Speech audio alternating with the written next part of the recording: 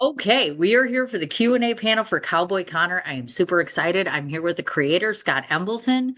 I have a bunch of questions for you to start with. So welcome, Scott. The I, first thing I want to talk about is I know that you had done two short films. By that I mean working the sound department in two different kinds of films. So I want to ask you this question, and this is specific to really any filmmaker that goes on a set that's working with sound. If I were to ask you two of the most main components, what are the two things you worry most about when it comes to mixing sound for film? oh, so from my experience, uh, like capturing the good like dialogue between like different subjects speaking, like if there's more than one Sure, person talking, I've I've had a lot of issues at my school with like our lav mics not being super great. So like trying to like capture that dialogue without it sounding bad is kind of tough. sure. And so I guess that, and also just like the general like ambiance of wherever you are. If it's kind of loud. One time I was on a set and we were filming outside and we were next to like an industrial like saw company. So like, and this was not like known about in the pre-production. I don't know how it got to that, but like Okay. every like two takes, we would just hear this like loud saw going off and it like made it impossible to record sound. So I'd say just like, you know, knowing where you're going to be filming and like knowing how Mhm. many actors are going to be talking, stuff like that. And like just having like good equipment because like good sound equipment is so vital for like Oh, yeah. actually capturing good sound audio, at least in my experience. Oh, you bet. The two big things they talk about is the sound for one, and then most people will say, "Well, you shoot the whole thing, you set it off to the editor, then he goes ahead and he changes it, and then that's where the real movie is found." Did you Yeah. find that to be your experience too, as in the editing made it different? Yeah, so the one I did do sound on a film last spring and it got kind of like messed up in the edit because the person editing didn't know much about sound and they kind of just botched it. I mean, it came out like Oh, yeah, it came out worse than it came out worse than it was when it went in with like no editing. sure. And I think it's all but it was a student film, so it was all everybody's learning, but the Right. edit can certainly make or break, the actual audio you capture on set. Oh yeah, without a doubt. Because I've noticed too, I never used to take sound really seriously. And then I started doing radio and then I started doing on-camera interviews. Then I'll go back Mhm. and listen and I'm like, Yep. yeah, I guess it matters. Sound outside, sound inside, how I sound right now, how this sounds. So yeah, I sound hope is I not sound something. okay. I'm just using my MacBook speakers, but it's the thing that takes you out. Like when I think of films that I don't enjoy, a lot of the times it's like the sound that will take me out. Like I can watch something that isn't the most visually appealing, but like if it has good audio or good music, I can still Yeah. be kind of like into it. But especially being a student filmmaker, I cannot say how much sound gets pushed to the side. And I just think we need to be doing a better job of like teaching, sound to filmmakers because it's so important. It's the one thing that will take you completely out of like something, you know. Absolutely. No, I agree 100%. I noticed that you're not just a filmmaker. I see that you acted in a production called Screening the Musical. So tell me about that experience. That's so funny because like in that film, I'm like in one shot for like 5 seconds. I'm Ah, like, yeah, it's like, I'm just like an extra pretty much sitting in a in a theater seat, but I kind of like uh didn't show much emotion towards like because I'm not an actor. I was like asked to be right. like an extra, and I was like, I don't know what to do with my face. Like I'm just sitting in a seat. Like yeah, it was fun. I've acted in a couple other things that aren't like published, but um it's cool. I like to put myself in the shoes of like acting and kind of like I feel like it makes your job as like a director a little bit easier if you understand like how people in how are you trying to direct somebody if like you put Sure. yourself in those shoes and it's like how would I want to be talked to, or directed if I was acting on something. But it was a good experience. It was a you know, fun little like 3-minute music video basically. So See, there are no small parts. Remember that. They made Everybody us. plays Oh, their part. I actually forgot. I was in another shot because they got all the people up on the stage and we did a giant kick line like the Rockettes, you know. And yeah, I was not good at that because I'm not a very flexible person. So Aha. yeah. Okay. Well, thanks for that experience. I guess we'll be continuing more on the filmmaking side of things then. Um, I know that you are in Rhode Island or close to Rhode Island. I had heard this last summer that Rhode Island has literally become what they call Hollywood East, meaning I saw that you had a bunch of different like major productions there. Mhm. So would it be fair to say, do you think as a whole that Rhode Island could become maybe a bigger hub for filmmaking in general, whether it's indie or Hollywood? You know, I have heard this come up and it's like I have heard of a lot of the bigger productions. There's the M. Night Shyamalan Yep. set. I want to say, oh, who's the guy that did Star Wars? Oh, what's his George name? Lucas. No, the newer ones. J.J. Abrams. He Ah, was filming yes. something in Rhode Island. So yeah, like I think people like it because it's a very beautiful state. Like there's a lot of scenery, there's a lot of like Sure. old buildings, there's a lot of, you know, I think like I would feel like I would want to shoot something like neo-realist in Rhode Island, just try to capture because there's a lot of funny characters in this state, you know, like the Sure. accents of Rhode Island are like ridiculously funny. And like if I was, I would want to just like I don't know. But I don't know how like I don't know how it is to shoot here in terms of cost. Like I don't know what the taxes are, stuff like that. But like Okay. I could probably see it becoming a more of a commercialized place. They shot the Real Housewives of Rhode Island here recently. So like there's a lot more stuff going on. I mean, we Mhm. got really it's a great place to like film stuff if you like visual scenery and stuff like that. So Okay. I gotcha. it'd be Now, cool. is it conceivable to get to New York from where you're at? Because I didn't know exactly the distance between you and New York. Oh yeah. I drive to New Haven. I just take the train in. Oh yeah, yeah, yeah. Nice. Yeah, Very I nice. did that. I went to New York twice this summer. It was awesome. It's It like is a awesome. overall like a maybe a 4.5, 5 hour commute, but like Oh, that's yeah, not bad. no, Nah, not at all, not at not at all. all. That's I'm, awesome. I live in southern Rhode Island, in a town called South Kingstown, so it's like kind of far away, but like it's all kind of it's the Northeast, you know. I understand. I do. I have to get there one of these days because I'm always so focused on being either in New York or Philadelphia because those are the big hubs as far as filmmaking goes. But then you forget that there are outlying areas. I've been to Long Island and other places, but not Rhode Island. It's on the list. So I'm making my way there. I know you Beautiful. attended Valencia College for sound and music technology. So I consider myself to be a smart journalist, but sometimes I'm stupid. So please tell me what sound and music technology allows you to do with your life. So yeah, Valencia College. I lived in Florida for a number of years. Right. Probably I'd want to say 8 to 10 total. I'm 26 now. So I went there for my associate's degree, and this is in Orlando. Um, Basically, what it is it's kind of like they're teaching you how to operate in a studio environment, Okay. recording, studio music, instruments, miking drum sets and stuff like that, and then actually operating these giant like analog mixers, like 64 input channels. Like it's crazy. It's stuff I've never seen before. And like some of the outboard gear they have there that you learn how to like patch stuff around and stuff like that. So Hmm. basically it's just like it's called sound and music technology, but it's really just like it's in like an audio engineering degree. So like it's they're teaching you to like be able to operate in the music industry, like whether that be um you know studio music or like live sound. I've worked as like a live sound mixer for 2.5 years now at a Okay. local venue. So kind of it's just like it's helping you get your foot into the door in the music industry, really, you know.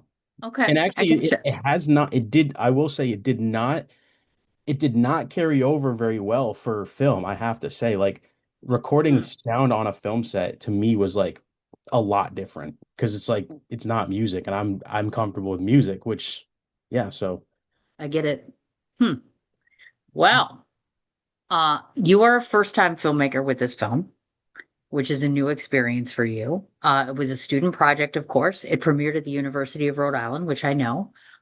So my first question is, usually when you have a student who's a first-time filmmaker, I'm sure they walk onto set knowing absolutely everything. So if I were to ask you today, were you completely prepared for what was all involved with doing this short? What would that answer be? Not at all. No. I think like we did our best. Like trying because this was part of a capstone class for film 496, and Okay. it's kind of like everything you've learned building up to your like senior project, which I'm still in school, so this wasn't my senior. I wasn't a Right. senior last year, but I took the class. So everything you've learned, everything they've taught you, all the pre-production stuff, all the onset stuff, you're supposed to like know when you take this class. When you sign up for this class, they don't hold your hand. They don't offer you, they don't give you money, they don't give you a crew, they don't give you actors, they don't give you locations, none of that. So Right. it's like they tell you like first of all, you have to get greenlit. So if you don't do the pre-production work, you won't get greenlit. You won't be able to make your film. Sure. So we spent probably 20, 30, 40, 50, like so many hours just getting everything ready. And like I realize it doesn't matter how prepared you think you are. The day you get onto set for the first time, you're gonna realize like, holy crap, this is all like nothing has mattered. Like we need to like Yeah. restart everything. Like because the one bad thing goes wrong and you think it's like the end of the world. I will say I had a very, very good team of like a crew. So like I didn't have to worry about lighting. I didn't have to worry about the camera being set up, because we had a crazy rig we set up, which took a lot of time, but like I didn't have to worry about that. So I could Okay. focus on directing my actors and like all the other stuff. So I was prepared, but I tried to not go in with like an ego. I tried to take in input. I actually was told a couple times by my producer to like because I really like collaborating, and I was told a couple times like, hey, you need to like be more forward on your vision here because like Huh. you want all this input from everybody, and it's like, dude, Yeah. it's your movie. Like we need to, so like I had to kind of learn the hard way to like be more stern on like my vision because I Okay. love collaborating, but I've learned now that you can have both of those things. So Yeah. I'd say prepared, but very, very anxious the day of since I have never done it, but it went very well. And I'm like, I couldn't be happier. Like, I think we also did overnight shoots. So it was kind of like Hmm. a lot for the crew. And like, I can't thank them enough for like being there till 4 a.m. for 2 days. Sure. So, I yeah. get it. I do. Um, I know that you had done a GoFundMe campaign, and I've Mm. talked to many a filmmaker as far as for crowdfunding types of sources for their films. So I just want to ask you, moving forward, would you recommend that platform to other filmmakers? Was it accessible enough and did it work for you? Yeah, I've used GoFundMe twice now.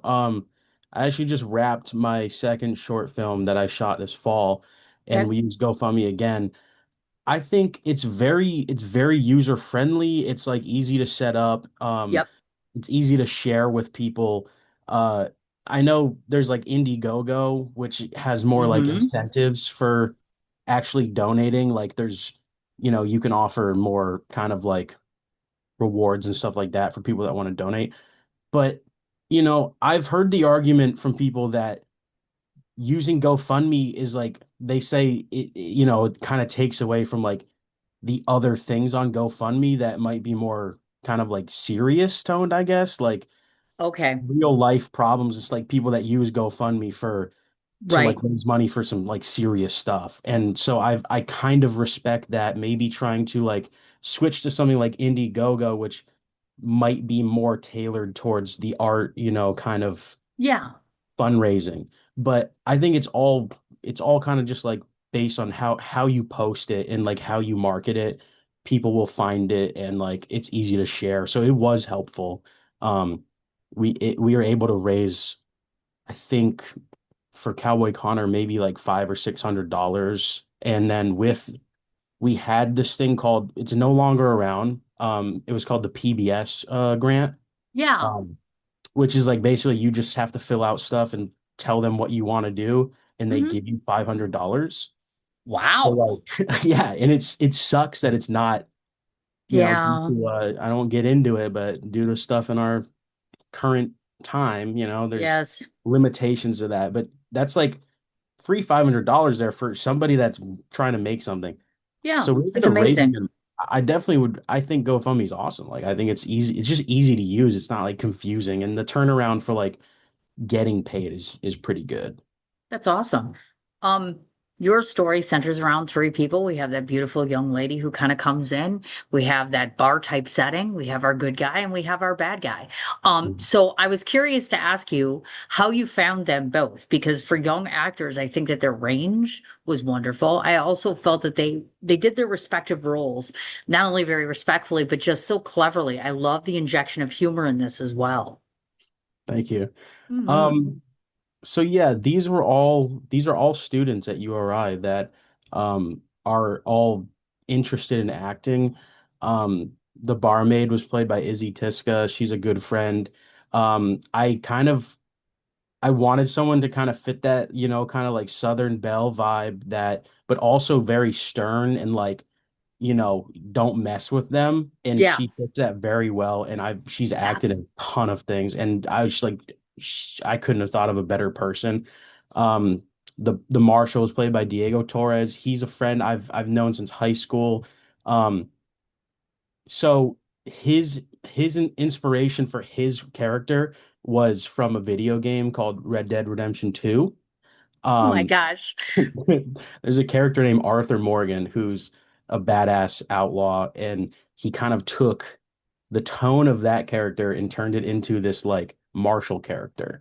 And Sure. he's just a good actor. I can't say like it's he's just good at what he does. And Yeah. then Connor was played by Gavin Drew, who again Mhm. he's acted, and he just, I don't know, they all just fit their characters so well, and I just like Yes.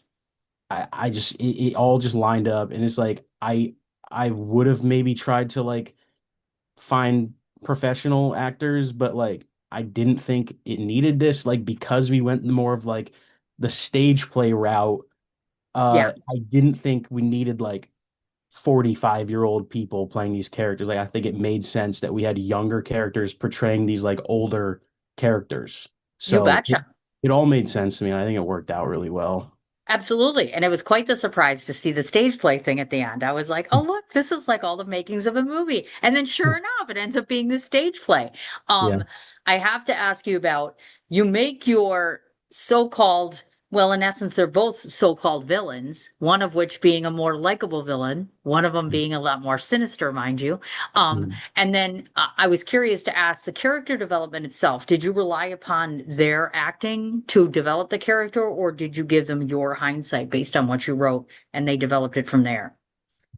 So I would say that the story it is a story about like morality and like Yes. the actors themselves. I didn't really have to like, I was like, listen, you're the marshal, you have no moral compass. You're doing what you think is right, but what you think is right might or might not be right. And I'm like, Yep. you're this outlaw that's done a lot of messed up stuff, but like you have a moral compass. So like I told them that, they took that, like you can see, as the film progresses, it's like they start to realize this, Connor starts to realize this, Yeah. and they have this like conflict where it's like, all right, we're not gonna get to where we want to be, so we have to end this somehow. And it's like, I think, Audrey Collins, the writer, is a great friend, and I pitched this to her, and we sat down, and she wrote this story, and I was like, I have to make, like, this is something that I Sure. really like, because I agree with it a lot. Like, people who are morally, correct are like, people do bad things, people make mistakes, but like, Yeah. you know, if you're a good person at heart, like other people are going to see that. And I think they'll end up like rooting for you, which is like, I think you kind of should root for Connor. I don't really know. It's up to the viewer, but like you kind of end up wanting him to, you know, yeah. Yeah, And it, that's exactly right. yeah. Morality and ethics are important. It's like, you can't always justify your ethics with your morality, kind of. Absolutely. You bet. I also thought it was priceless. The eye wink. We see Connor just go to the side with the whole eye wink, which I thought was hilarious. Yeah. There's these cute little, like I said, the injection of humor just really added to a really good story. I, of course, have to ask the technical question because not everybody gets a chance to work with what we call, well, blood. Because in essence, there is, and I won't give it away, but there is some blood in this film. So, to those filmmakers out there that you're speaking to today, good, quick, and easy way to make that blood look real. Mm. Well, there's the classic way of Yes. chocolate syrup and red food dye. That's Yep. not what we used. We used like a pre-made blood that had like it was edible and it was minty. Oh my So God. props to Gavin for letting us put a bunch of minty blood on his face and sitting there for like an hour with like blood all over his face. And yeah, I think chocolate syrup and red food dye. I've done it before. I've seen it done. It works very well. But like Mhm. spend a little bit of money to get like something that looks real, especially if you're shooting in like, color. And Right. it was very vibrant to me. Like it was viscous and it was like gross. And like I think it worked really well. Oh Like yeah, it definitely worked. I just had to ask on that one. If I I were don't to, remember the brand. I'm sorry. I can try and find out, but like, some things are secrets, I don't want to give everything out. I understand, I do. If somebody were to ask me what Cowboy Connor represents or what the synopsis of this film is, I think it is sort of what you got in the head, which is the good guy and the bad guy go to great lengths to look at each other in the mirror and realize that they are the same, but yet not the same, divided by both morality and a sense of conscience. But I'm not the creator of this film. So, in 2 sentences, can you tell everyone what Cowboy Connor is to you? To me, Cowboy Connor is a story about making amends for the bad things you've done to protect the people you care about the most and Ooh, not faulting on your own moral compass. And sure. like, there is another side to Cowboy Connor that not everybody picks up on. Yeah. Because there is this other the old Marshall that just disappeared, and Right. got to figure out where he is and like why Cowboy Connor likes him so much. And like there is Mm-hmm. a whole nother part to this movie that I don't want to say, but it adds a lot to that like 2 sentence thing. Like he's protecting somebody. He could, Sure. and we don't know what's happening with that. So, So now, is there going to be a second film to this? mm, this has been it's this has been floated around a lot. Like I've heard many pitches from people, uh, and I gotta say, I on one hand, I can see the story continuing, but on another hand, I'm like, it's this is what it is. I get And it. I, you know, if we were to do something else, it would be probably a lot different. We might not even pick up where we left off. We might just do something crazy. So Ooh, I can't say for certain that there is gonna be more, but in due time, in due that's time. okay.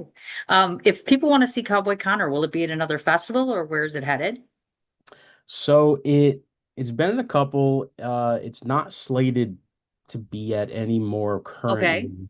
Um, I guess kind of waiting on hopefully getting it distributed somehow, getting it online to some so people can watch it.